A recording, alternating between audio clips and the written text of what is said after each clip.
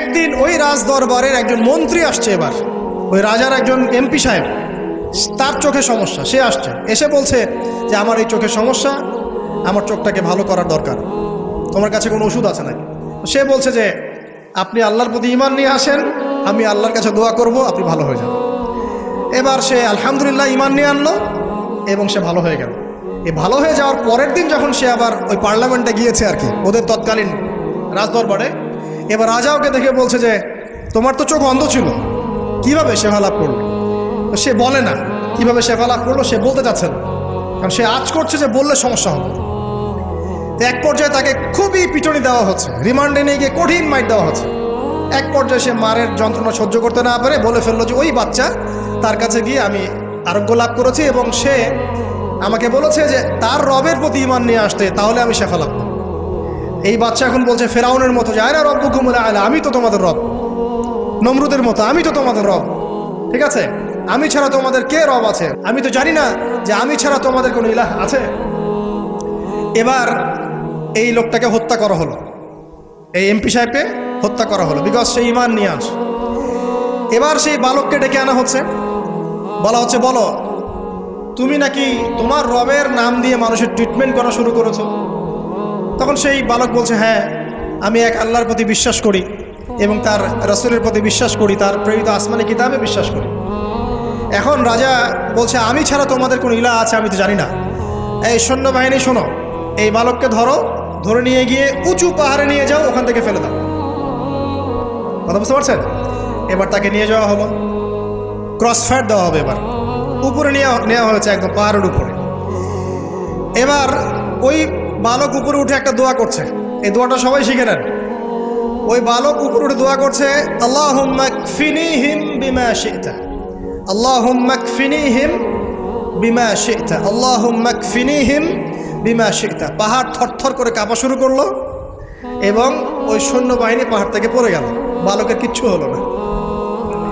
আমি কিন্তু বানোয়াট কোনো গল্প বলছি না, এটা কোরআন থেকে বলছি এবং এটা তাফসির, আপনি যে কোনো তাফসির পড়েন, মারিফুল কোরআন, তাফসির ইবনে কাসির, জালালাইন পড়ে দেখেন, জাস্ট পড়ে দেখেন, আমার সাথে ডিবেট করার আগে।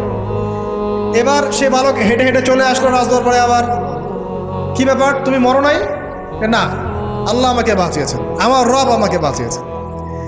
আবার পাঠানো হচ্ছে আরেক দল সেনাবাহিনীকে নিয়ে, যাও এবার ওকে সমুদ্রে নিয়ে যাও, সমুদ্রের মাছ সমুদ্রে ডুবিয়ে দিবে একদম।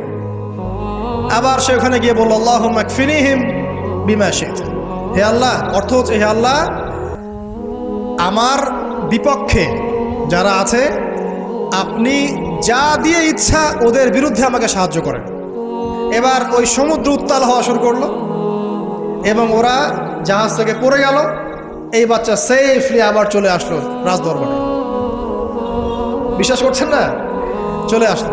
এবার আসার পরে বলছে শোনেন, আমাকে এভাবে মারতে পারবেন না, আমাকে এইভাবে মারা যাবে না, আমি আপনাদেরকে বলে দিচ্ছি কিভাবে আপনি আমাকে মারতে পারবেন।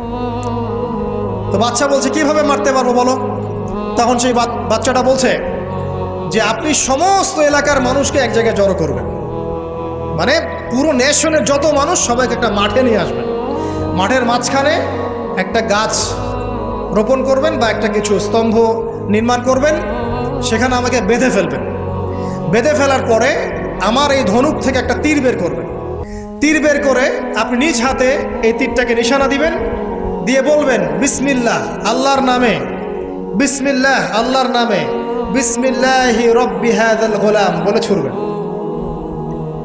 অর্থ হচ্ছে আমি এই রবের, আমি এই বাচ্চার রব, আমি এই বাচ্চার রব আল্লাহর নামে তীর ছুড়লাম, এটা বলে তীরটা নিক্ষেপ করবেন, তাহলে আমি মরবো, তার আগে মরবো। কথা কি বুঝতে পারছি?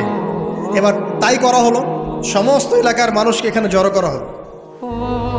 কথাটা ভালো করে বোঝেন, সমস্ত এলাকার মানুষ মানে কি ওই এলাকার সব মানুষ, মানে মুমিন কাফের যে আছে সবগুলাকে একত্রিত করা হলো। করার পরে বাচ্চাটাকে এভাবে একটা জায়গায় বেঁধে দেওয়া হয়েছে, খেজুর গাছে, তাফসিরে এসেছে খেজুর গাছে। এবার সে এখান থেকে তীর বের করে বাচ্চা বলছে বিসমিল্লাহি রব্বি হাযাল গোলাম, নিক্ষেপ করলো। তীরটা ঠিক, আল্লাহ পাকের দৃষ্টি দেখেন এত সূক্ষ্ম, ওইটাই বর্ণনা করেছেন।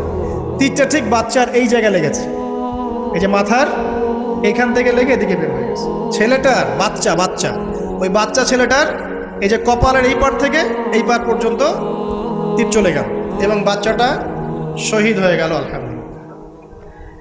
এবং এই বাচ্চাটা যখন মারা গেল বা শহীদ হয়ে গেল, আর সারা এলাকার মানুষ কি দেখলো যে বাদশা তাকে দুইবার চেষ্টা করে মারতে পারে নাই, কিন্তু তার রবের নাম যখন নেওয়া হয়েছে, আল্লাহর নাম নেওয়া হয়েছে, মারতে পেরেছে। দেন পুরো এলাকার সমস্ত মানুষ মুসলিম হয়ে গেল আলহামদুলিল্লাহ। একজন বাচ্চার জীবনের বিনিময়ে সমস্ত এলাকার মানুষ ইসলামের হেদায়েত পেয়ে গেল আলহামদুলিল্লাহ।